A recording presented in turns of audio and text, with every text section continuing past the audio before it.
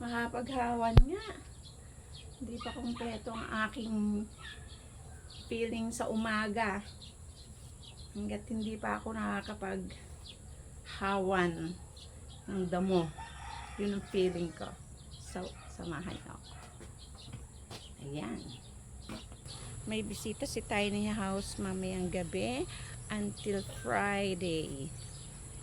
So, maghahawan-hawan ako para maganda-ganda naman. Samahan niyo ako!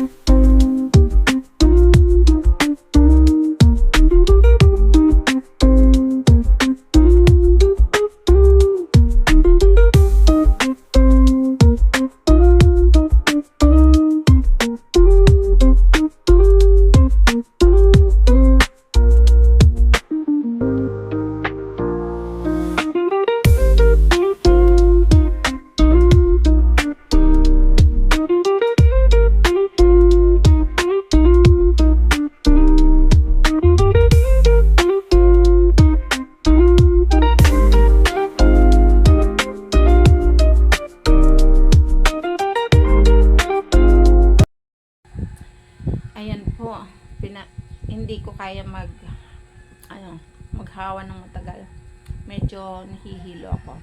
So, ang ginawa ko, kuha ako ng candy at saka biskwit. Lagi akong merong biskwit sa aking bag at saka candy. Kapag ganyan nahihilo na ako, alam ko, baka mababa yung sugar ko. Which is reasonable naman today. This morning kasi hindi pa ako nag-aalmusal.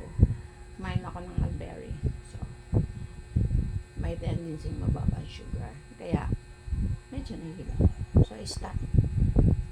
And, mamaya may okay naman yan. Okay na. Ganon. Ganon dito sa farm.